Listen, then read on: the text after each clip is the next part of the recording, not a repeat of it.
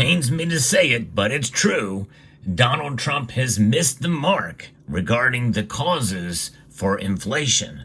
I'll explain why as we explore.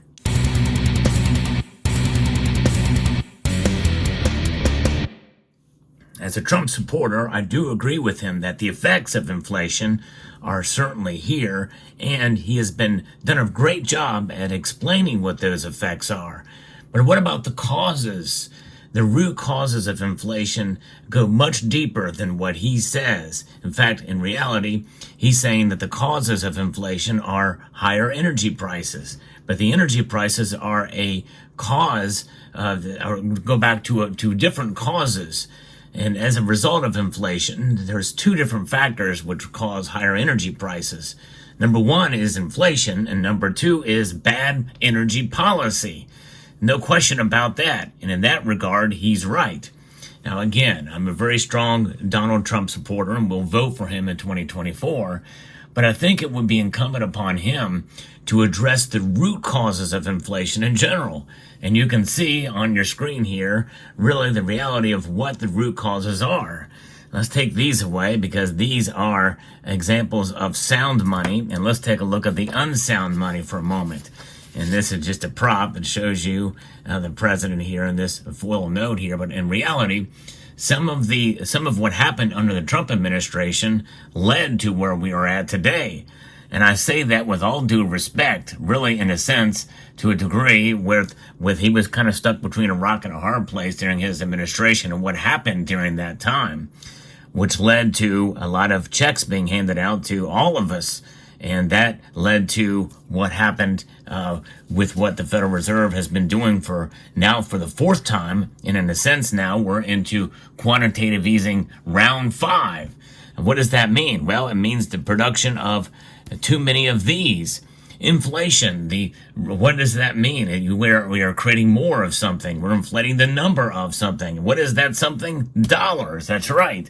So the idea that it's price increases, well, that happens all the time. But there's a difference between price increases and inflation. The price increases are a result of inflation. And no subject is so much discussed today or so little understood as inflation. The politicians in Washington talk of it as if it were some horrible visitation from without over which they have no control, like a flood, a foreign invasion, or a plague. It's something they are always promising to fight if Congress or the people will only give them the weapons or a strong law to do the job. But the plain truth is that our political leaders have brought on inflation by their own money and fiscal policies. And they are promising to fight with their right hand in the conditions brought on with the left hand, according to the Mises Institute. Inflation always and everywhere is primarily caused by an increase of the supply of money and credit. In fact, inflation is the increase in the supply of money and credit. If you turn to the American College Dictionary, for example, you will find the first definition of inflation given as follows: the undue expansion or increase of the currency of a country, especially by the issuing of paper money not redeemable in specie. What is specie? Silver, and especially gold, not redeemable. That's fiat currency. In other words, there's no restrictions on the creation of that money supply. And we've seen the term has come to be used in a radically different sense to recognize in the second definition given by the American College Dictionary, a substantial rise in prices caused by an undue expansion in paper money or bank credit. It is the increase of the money supply, measured in several different ways, from M0, I think, all the way to M3, and there may be even more right now, but the M2 money supply is what we were most familiar with. And that, if you go to the St. Louis Fed, you will see there that you can see the increase in the money supply. And a lot of that happened during COVID, during the pandemic, an increase because businesses were shut down. So the federal government stepped in and they printed more money at a massive scale. And we're seeing part of the effects of that today, only exacerbated by what happened during the Biden administration with the Inflation Act, which is really the Inflation Reduction Act. But what it's really doing is it's creating more spending by the government. In fact, the Biden administration has spent almost as much as the Trump administration, and there is no pandemic now. And so they're just doubling up, and now we're at over $35 trillion in debt, caused by deficit spending, caused by the creation and spending of money we don't have and we can't afford to spend. And that's where we are at, folks. And I'm going to drop some mind-blowing statistics later here in the video, so stay tuned. But that's really the bottom line here. That is the absolute root cause of it. And policies that create price increases are a different matter, and an important matter for sure. Donald Trump is right to bring this up. But when it's all said and done, what is that root cause? That root cause is what the Federal Reserve does because of government policies. Governments create the policies, and this Inflation Reduction Act, which is in reality a disguised Green New Deal initiative, and that is causing more money to be printed, more money to be spent. And when you have the increase of the velocity of money, well, that just it inflates everything, including the stock market, by the way. That's part of the reason why the stock market has been so high in spite of some of these recent pullbacks. But the cracks in the economy are there, and I think that the policies that Donald Trump is talking about to reduce energy costs, to bring price increases down somewhat, is only part of the problem. We need to cut spending dramatically in this country. And that's really what needs to happen. I applaud former President Trump for recognizing some of the factors that are causing the price increases. But in reality, we need to cut the size of government. We need to get the spending under control. If we can't do that, we're not going to have a country left, especially because it's not backed up by the dollar. The dollar, people have faith in this dollar. The dollar's hegemony is something that is taken advantage of these days. And we always think it's going to be there, and it won't. All fiat currencies will die sooner or later. Only gold and silver will survive. That is the answer, folks. And that is something that a lot of people are mistaken or don't have a really a good understanding of, is about how important gold and silver are. You can't print silver and you can't print gold. You can't print these. In fact, they're not even printing them much anymore.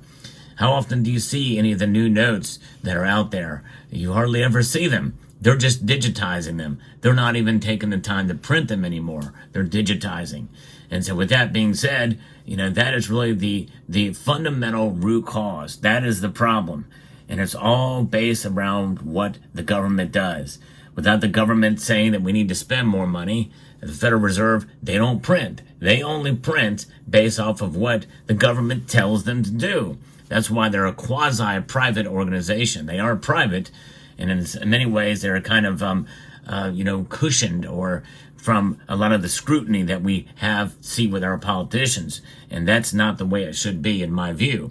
But nonetheless, they work at behest of the government. And the Board of Governors is appointed by the Senate, and the President, gives the names, and then those appointees are approved by the Senate and appointed by the President. So that is where we're at, and we see prices increase under an inflationary environment, and the printing of money. And yes, bad energy policies can cause prices to go up. But that really is not inflation. Those are just price increases. When it's all said and done, that's what it is. People conflate what inflation means, and people should not do that. People should understand what the terms really specifically mean, because the more that people ignore what the root cause of it is, then that means that you can't recognize the problem. You can't fix the problem. And let me give you an understanding about what this means. The Federal Reserve is in the business of devaluing and demoralizing the dollar through the course of since its inception on December the 23rd, 1913. That's what they've been in business to do. Why? Well, because they are comfortable with inflation. Let me repeat that. The Federal Reserve itself is comfortable with inflation. The target for inflation is 2% year over year. it's still inflation. That means they're okay with the dollar losing value at a rate of 2% per year. So since the beginning of the Federal Reserve Act in 1913 to now, this bill right here, this $100 bill in 1913 was something else. To have $100 back then would be something else for sure. But this has now turned into this. That's right. Almost 99% of loss of value from what the Federal Reserve has done. That's how much they've damaged the dollar. That's insane, folks. We do not have sound money in this country. We have money, but it is not of a sound mind and of policy. Our fiscal policy is definitely lacking at best, and it is on the road to destruction at most. And if you don't think that the dollar can't crash, think again. It can. It's not likely to happen anytime soon. It will keep going because essentially it is the cleanest of the dirty shirts in the laundry pile. But sooner or later, it is going to die or be reset or reformed, and that's what they're looking forward to with the central bank digital currency. But what will not die is gold and silver. They shall remain. They are indeed money. They are sound money, and nothing will ever be able to take that away from the nature of what gold and silver have been for thousands of years. So let me know what your thoughts are about Donald Trump and inflation. And I'd like to extend a multitude of gratitude to each and every one of you for taking the time to watch, and to encourage you to please rate, share, comment, and subscribe.